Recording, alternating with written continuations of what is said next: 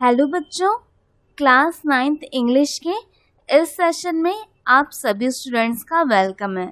Students, आज के इस सेशन में हम अशोक राठौड़'s फुटबॉल ऑस्कर इस लेसन के एक्सरसाइज को पूरा करेंगे। तो चलिए अभी से हम शुरू करते हैं।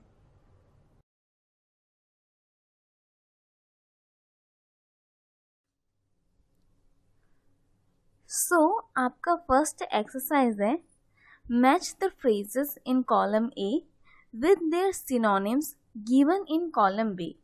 मतलब है कि कॉलम ए में जो फ्रेजेस दिए गए हैं उन्हें कॉलम बी जहाँ पर सिनोनिम्स यानी उनके समानार्थी शब्द दिए गए हैं उनसे मैच करना है यानी मिलान करना है। तो फर्स्ट कॉलम ए में है ड्रॉप आउट, जिसका मतलब होता है कि कोई काम को छोड़ देना। तो इसका आंसर आएगा सबसे नीचे स्टॉप डूइंग एन एक्टिविटी, यानी किसी कार्य को करना छोड़ देना। सेकंड है पिकअप। पिकअप का मतलब होता है उठाना, जिसका आंसर होगा टेक अप। इसका मीनिंग भी होता है उठाना। थर्ड है स्लिप इन। स्लिप इन का मतलब होता है कि किसी चीज को इंसर्ट करना, ठीक है, कोई किसी बात को किसी के मन में डालना या फिर समथिंग आप किसी दरवाजे के थ्रू आप इंसर्ट होते हैं यानी अंदर जाते हो, तो इसका मैच होगा इंसर्ट। फोर्थ है फिगर आउट करना। फिगर आउट करना यानी उस पर काम करना, तो इसका आंसर हो जाएगा वर्कआउट, वर्कआउट करना। ओके, देन आपका नेक्स्ट है exercise notice the following abbreviation and acronyms from the text. यहाँ पर जो आपको दिए गए हैं, आपको एग्जाम्पल दिए गए हैं एब्रीविएशन और एक्रोनिम्स, इसे आपको देखना है। जैसे कि ऑस्कर, ऑस्कर का फुल फॉर्म होता है organisation for social change awareness and responsibility, जिसे हमने इस लेसन में पढ़ा। वैसे ही एनजीओ का फुल फॉर्म है नॉन गवर्नमेंट ऑर्गेनाइजेशन, और CNN का फुल फॉर्म है केबल नेट न्यूज़ नेटवर्क, और IBN का फुल फॉर्म है इंडियन ब्रॉडकास्टिंग नेटवर्क। तो इस तरह से CNN और IBN ये एक जो एक इंडिया का एक इंग्लिश हिंदी न्यूज़ चैनल है, जिसमें कि जितने भी न्यूज़ होते हैं ब्रॉडकास्ट होते हैं इन इंग्लिश।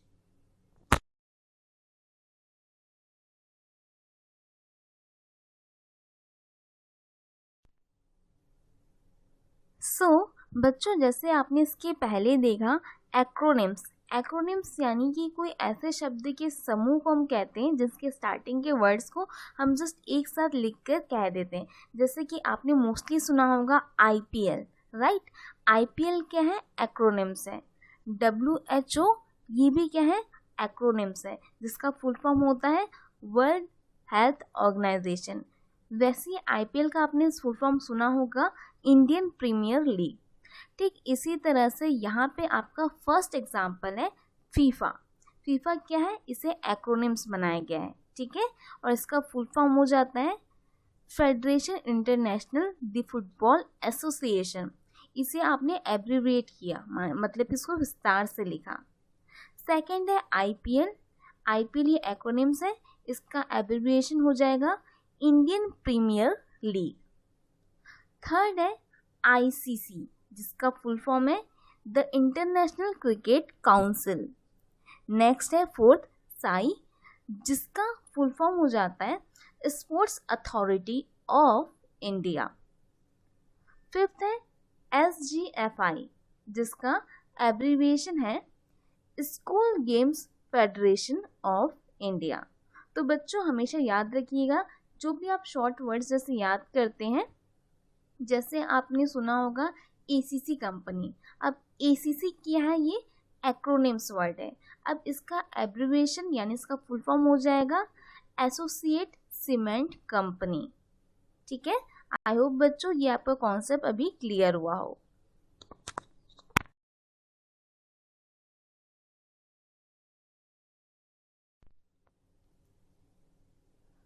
ओके बच्चों, ये जो आपका एक्सरसाइज है ये काफ़ी इंटरेस्टिंग है, जिससे आपने कई बार ये एज अ गेम आपने इसे खेला भी होगा। ये एक्सरसाइज है name of some sports equipment have been jumbled up यानी कि कुछ स्पोर्ट्स के जो इक्विपमेंट होते हैं यानी सामान होते हैं उनके स्पेलिंग्स को यहाँ पे जम्बल्ड हो गया यानी मिक्स हो गए, तो आपको इसे रीअरेंज दैम यानी इसे आपको रीअरेंज करके यानी पुनर्व्यवस्थित करके लिखना है। फॉर एग्जाम्पल यहाँ पे फर्स्ट देखिएगा जिसका मतलब है बैडमिंटन रैकेट्स। सेकंड है, अगर आप स्पेलिंग को ध्यान से देखिए, FTBLLOOA, जिसका आपको असल में आप रीअरेंज करेंगे तो आंसर आएगा फुटबॉल। इसके बाद जो है इसका आंसर है स्कीपिंग रोप। स्कीपिंग रोप यानी जिससे हम रस्सी कूदते। नेक्स्ट का आंसर हो जाएगा डम्बेल। डम्बेल जिससे कि मसल्स बनाया जाता है। सेकंड नेक्स्ट का है डाइस। डाइस जब आप लूडो में आप डाइस को यूज करते हैं उसे बोलते हैं डाइस। नेक्स्ट है बॉक्सिंग ग्लव्स। यहाँ राइट साइड में इसका आंसर आ जाएगा बॉक्सिंग ग्लव्स, जिसको यूज करके बॉक्सिंग किया जाता है, वियर किया जाता है। नेक्स्ट है बास्केटबॉल। ओके, ये खेल का यूज, ये भी खेल बास्केटबॉल, इसका भी यहाँ पर दिया गया है। नेक्स्ट है टेनिस बॉल। इसके आगे है chess board and chess man, right, शतरंज और शतरंज खेलने वाला खिलाड़ी। नेक्स्ट है शटल कॉक, यानी बैडमिंटन खेलते समय जो हम यूज करते हैं उसे कहते हैं शटल कॉक।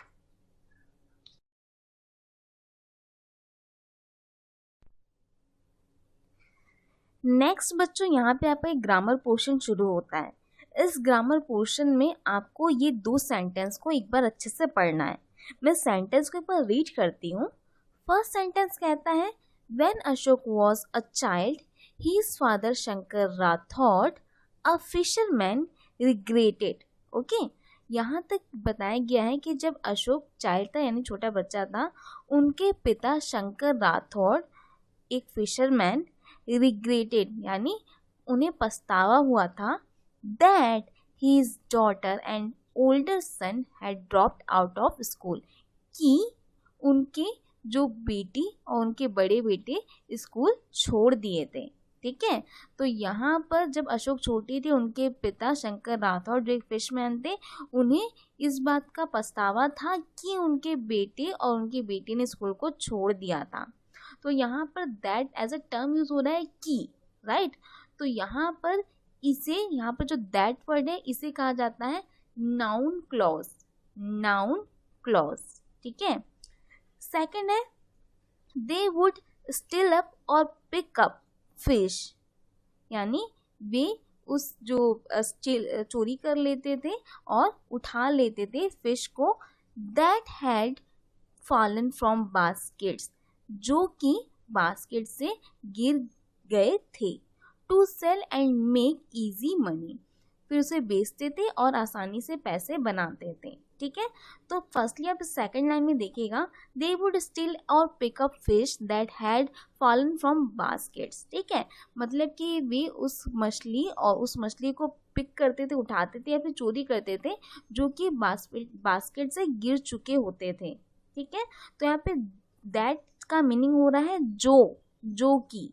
ठीक है, तो इसके लिए ये जो दैट वर्ड है इसका मीनिंग, इसको हम कहेंगे रिलेटिव क्लॉज या फिर एडजेक्टिव क्लॉज।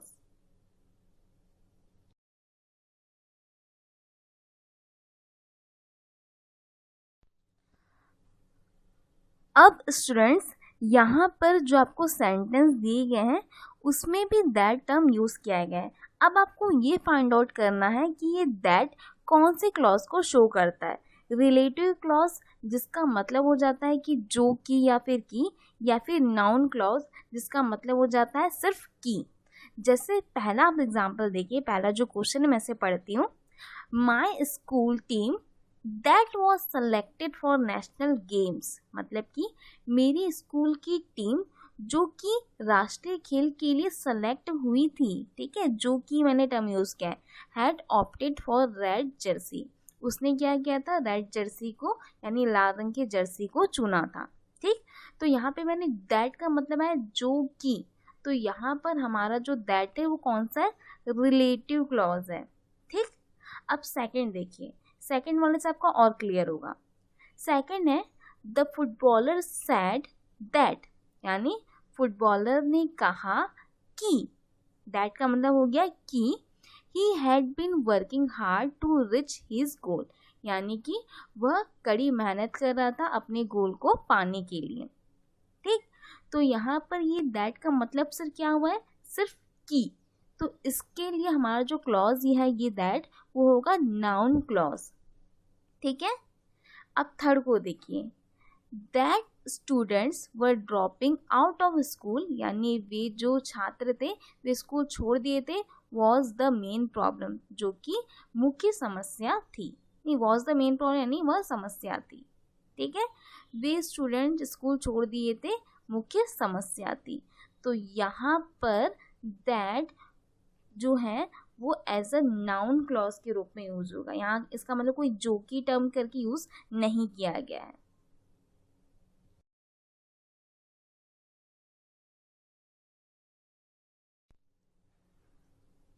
अब बच्चों यहाँ से इस मीनिंग को पिक कीजिएगा। ठीक है, फोर्थ है, the stadium that is being built in front of my house will be completed by next year। Okay, तो यहाँ पर आप सेंटेंस को एक बार फिर से पढ़ लीजिए। The stadium that is being built in front of my house, यानी कि वह स्टेडियम जो कि बिल्ट यानी बनाया जा रहा था मेरे घर के सामने, वो कंप्लीट हो जाएगा अगले मंथ तक। ठीक है, तो यहाँ पर दैट का टर्म यूज किया गया जो कि, तो यहाँ पर आ जाएगा रिलेटिव क्लॉज। एक्चुअल में जो दैट हम यूज करते हैं ना, जो कि हम उसी नाउन के लिए करते हैं जिसके बारे में हम बात कर रहे हैं। ठीक है, जैसे कि the book that was being put on table was mine. ठीक है, मतलब कि वह बुक जिसे टेबल पर रखा गया था वो मेरा था। अब यहाँ पर एक और देखिए, फिफ्थ जो आपका क्वेश्चन है, the teacher found that his students were showing interest in playground kabaddi, यानी कि टीचर ने इस चीज को पाया कि, ठीक है, उसके जो स्टूडेंट्स हैं, उनके जो स्टूडेंट्स हैं वो जो ग्राउंड कबड्डी में जो हो रहा है, कबड्डी जो खेल खेला जा रहा है उसमें इंटरेस्ट ले रहे थे। तो यहाँ पर उसने पाया कि, तो यहाँ पे क्या हो जाएगा, नाउन क्लॉज। ठीक है, मतलब कि अगर मैं कहूँ कि राम की मदर ने कहा कि वह घर जाएगी। ठीक है, तो मैं कहूँगी राम्स मदर सैड दैट, यानी राम की मदर ने कहा कि शी विल गो, यानी वह जाएगी। ठीक, तो यहाँ पर दैट जो वर्ड है ना वो मेरा नाउन क्लॉज है। ओके, अब देखते हैं यहाँ पे सिक्स जो एग्जाम्पल है, that the girls won the match was a miracle, यानी कि वो जो लड़कियों ने मैच जीता वो एक चमत्कार था। तो यहाँ पर आ जाएगा नाउन क्लॉज। यहाँ पे कोई जो की टर्म यूज नहीं हो पा रहा है। सेवेंथ है, the sports equipments that the boys took are to be recorded in the register, यानी कि वो स्पोर्ट्स इक्विपमेंट जो कि बॉयज के द्वारा लिया गया था वो रजिस्टर में रिकॉर्ड किया गया था। ठीक है, तो यहाँ पर जो की टर्म यूज किया गया तो दैट्स वाई यूज हो जाएगा रिलेटिव क्लॉज।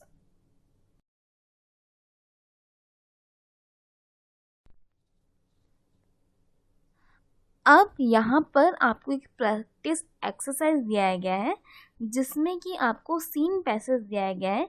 इस सीन पैसेज को आपको पढ़ना है, देन इससे रिलेटेड आपको कुछ क्वेश्चन दिए जाएंगे, उसको आपको पूरा करना है।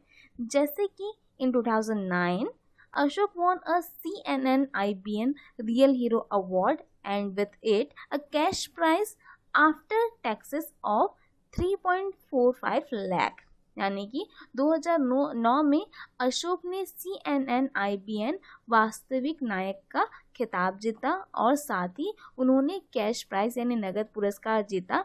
टैक्स के बाद में उन्हें 3,45,000 जो रुपए मिला।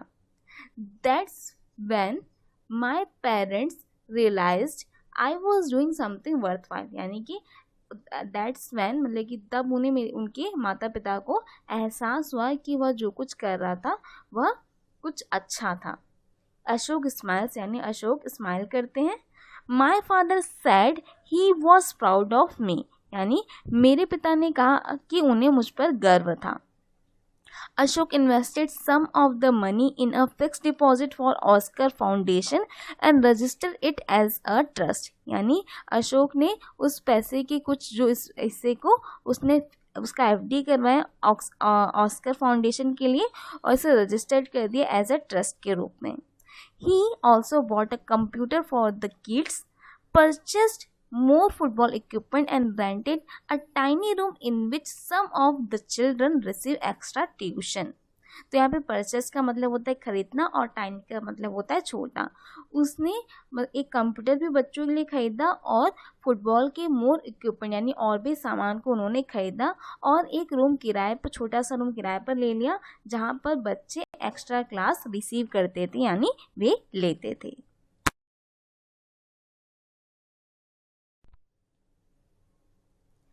अब यहाँ पर उस पैसे से रिलेटेड अब आपके जो एक्सरसाइज है यानी जो क्वेश्चन है वो शुरू होते हैं. फर्स्ट है fill in the blanks alternative in each of the following, यानी कि आपको जो फिल इन द ब्लैंक्स देंगे इसको आपको फिलअप करना है. फर्स्ट है the real hero award won by Ashok was, यानी कि जो रियल हीरो अवार्ड जो अशोक के द्वारा जीता गया था वो था a certificate and cash prize. Right, Ashok को एक सर्टिफिकेट और कैश प्राइज मिला था. राइट. सेकंड है Ashok's parents realize that he was doing good work when he, यानी अशोक के पेरेंट्स को रियलाइज हुआ कि वह कुछ अच्छा काम कर रहा था जब कब उन्हें रियलाइज हुआ था, उन्हें तब रियलाइज हुआ when he won the real hero award, जब उसने रियल हीरो अवार्ड को जीता.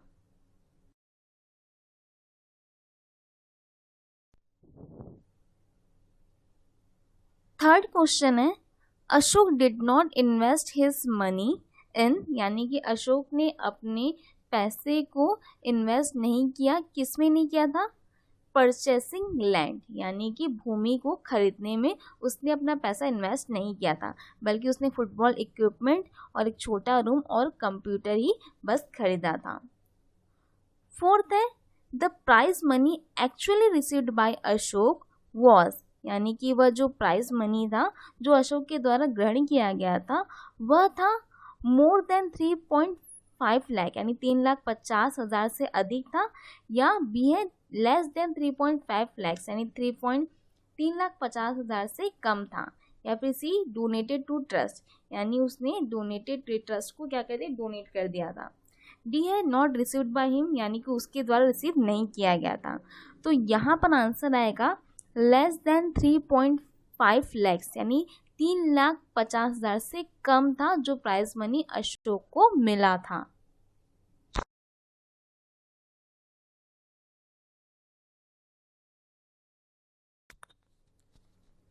नाउ अब इस सीन पैसेज से रिलेटेड आपको क्वेश्चन आंसर दिए गए हैं जिसका आंसर आपको फिलअप करना है, जो कि आप इस सीन पैसेज से फाइंड आउट कर सकते हैं.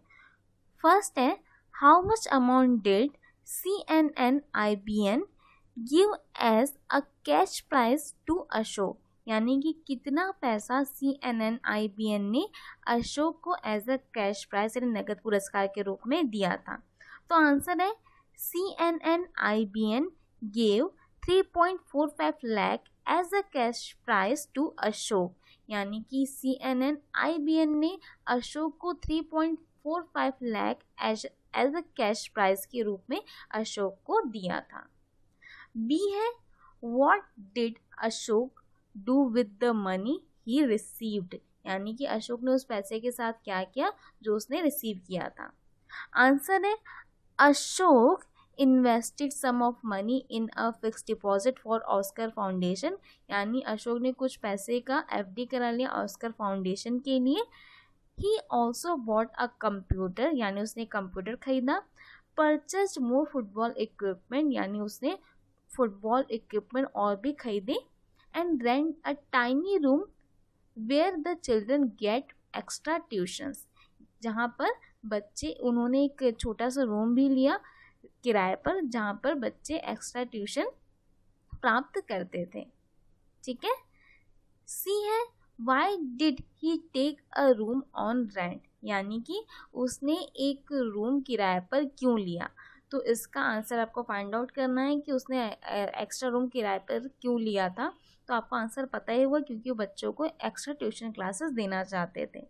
डी है how was Oscar foundation registered. तो इसका आंसर आएगा कि उसने कुछ पैसे का एफडी करा लिया और ऑस्कर फाउंडेशन के लिए, और उसका उन्होंने क्या किया, इसको एज अ रजिस्टर्ड किया एज अ ट्रस्ट के रूप में। तो बच्चों इन 2 क्वेश्चन के आंसर को आपको खुद से लिखना है। सो आज के इस सेशन में आज हमने इस लेसन के ग्रामर पोर्शन को पूरा किया है। सो तब तक के लिए इतना ही, इन 2 क्वेश्चन को आप करेंगे एंड तब तक के लिए कीप स्टडिंग।